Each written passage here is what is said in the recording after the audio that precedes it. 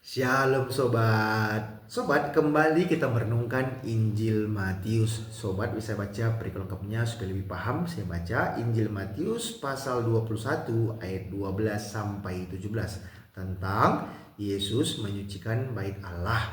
Lalu Yesus masuk ke bait Allah dan mengusir semua orang yang berjual beli di halaman bait Allah. Ia membalikan meja-meja penukar uang dan bangku-bangku pedagang merpati dan berkata kepada mereka, ada tertulis, rumahku akan disebut rumah doa, tetapi kamu menjadikannya sarang penyamun. Maka datanglah orang-orang buta dan orang-orang timpang kepadanya dalam bait Allah itu, dan mereka disembuhkannya. Tetapi ketika imam-imam kepala dan ahli-ahli Taurat melihat mujizat-mujizat yang dibuatnya itu dan anak-anak yang berseru dalam bait Allah, Hosana bagi anak Daud, hati mereka sangat jengkel. Lalu mereka berkata kepadanya, engkau dengar apa yang dikatakan anak-anak ini? Kata Yesus kepada mereka, aku dengar. Belum pernahkah kamu baca dari mulut bayi-bayi dan anak-anak yang menyusu, engkau telah menyediakan puji-pujian? Lalu ia meninggalkan mereka dan pergi keluar kota ke Betania dan bermalam di situ. Nah, jadi Tuhan Yesus itu menyucikan bait Allah, di mana banyak orang yang berjual beli di halaman bait Allah.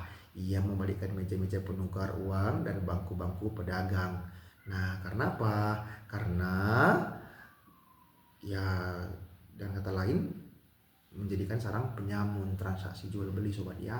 Nah, jadi Tuhan Yesus itu ya mengajarkan bahwa ya bait Allah itu harus tempat yang suci, bukan ada yang jadi bisnis gitu loh. Jadi ya ibadah saja kepada Tuhan, jangan ada bisnis keuntungan di situ gitu sobat ya. Karena apa? Karena ibadah itu antara kita dengan Tuhan kita gitu. Tidak ada transaksi jual beli di sana, tapi bagaimana kita menyembah Tuhan dengan benar, dengan hati yang tulus, dengan pikiran yang benar-benar hanya tertuju kepada Tuhan, bukan ada transaksi jual beli di sana sobat ya. Dan yang paling anehnya yang saya renungkan adalah mengapa imam-imam kepala dan ahli Taurat melihat mujizat yang dibuat Tuhan Yesus itu, dan mereka itu dikatakan di sini hati mereka sangat jengkel. Seharusnya kan mereka harus belajar. Wah, Tuhan Yesus melakukan mujizat, siapakah Tuhan Yesus itu? Kan gitu kan? Harusnya mereka belajar berkomunikasi, bukan masa jengkel. Nah, contohnya seperti Nikodemus, bisa saya baca di Yohanes pasal 3 ya. Nikodemus belajar bertanya kepada Tuhan Yesus. Nah, begitu juga seharusnya imam kepala dan ahli Taurat. Seharusnya kan kalau mereka melihat mujizat, mereka melihat bahwa banyak anak-anak yang berseru dalam bait Allah, Hosana bagi anak Daud, seharusnya mereka itu belajar atau mereka itu bisa berkomunikasi. Bukan hatinya jengkel, tapi mereka tuh harusnya paham bahwa kalau Tuhan Yesus bisa melakukan mujizat, berarti mereka kan harusnya belajar ataupun ya setidaknya kenalan lah gitu kan, berkomunikasi. Nah, jadi kita pun sebagai manusia, maksudnya mengatakan begini, ya kalau kita tahu bahwa Tuhan Yesus itu mampu datang dari seluruh dunia ini, mampu melakukan mujizat, ya kita harus belajar. Bukan jengkel, bukan menghina, ataupun bukan meragukan, tapi kita harus tahu siapa Yesus itu. Itu maksud saya sobat. Kenapa? Karena sedangkan anak-anak saja memuji Tuhan. Saya ulangi ya, saya baca ya, ayat 15 dan 16. Tetapi ketika imam-imam kepala dan ahli-ahli Taurat melihat mujizat-mujizat yang dibuatnya itu dan anak-anak yang berseru dalam bait Allah, Hosana bagi anak Daud, hati mereka sangat jengkel. Lalu mereka berkata kepadanya, engkau dengar apa yang dikatakan anak-anak ini? Kata Yesus kepada mereka, aku dengar. Belum pernahkah kamu baca dari mulut bayi-bayi dan anak-anak yang menyusu, engkau telah menyediakan puji-pujian? Tuhan telah menyediakan puji-pujian. Nah, dari mulut bayi-bayi dan anak-anak yang menyusu, Tuhan telah menyediakan puji-pujian. Berarti apa? Setiap manusia harus memuji Tuhan. Mengapa kamu harus jengkel? Makanya saya terlalu aneh, saya rasa kalau ada orang yang melarang orang Kristen beribadah, melarang orang Kristen memuji Tuhan. Saya rasa aneh. Kenapa? Karena seharusnya ya didukung gitu kan. Kenapa harus jengkel dengan orang Kristen yang beribadah yang memuji Tuhan? Jangan seperti imam-imam kepala dan ahli Taurat ini.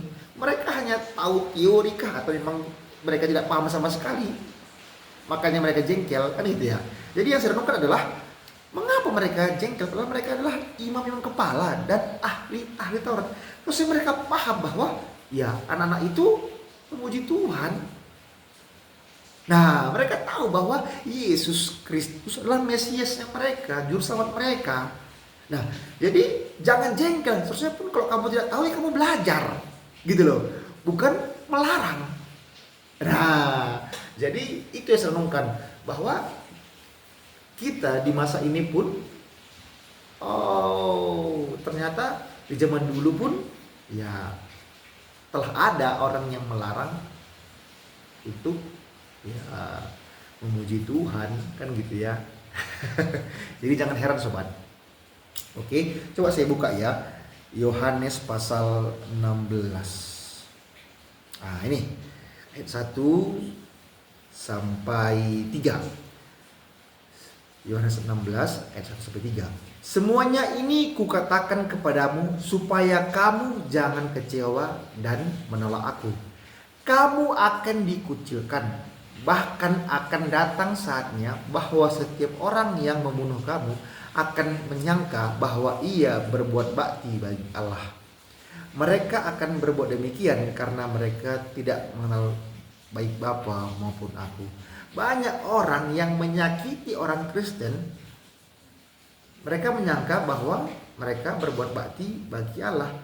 Ya, mereka berbuat demikian karena mereka tidak mengenal baik Bapa maupun Tuhan Yesus Kristus. Nah, jadi jangan heran sobat ya. Nah, begitu. Inilah renungan saya.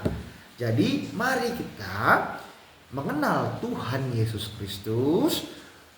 Karena kalau saya pribadi percaya bahwa Yesus Kristus adalah Tuhan yang datang dari surga ke dunia ini, mengambil rupa sebagai manusia untuk menyelamatkan semua orang berdosa yang percaya kepadanya. Sebab upah dosa ialah maut, tetapi karunia Allah ialah hidup yang kekal dalam Kristus Yesus Tuhan kita. Roma 6 ayat 23. Oke sobat, mohon maaf kalau ada salah kata. Terima kasih sebelumnya. Semangat terus baca Alkitab. Tuhan memberkati. Shalom.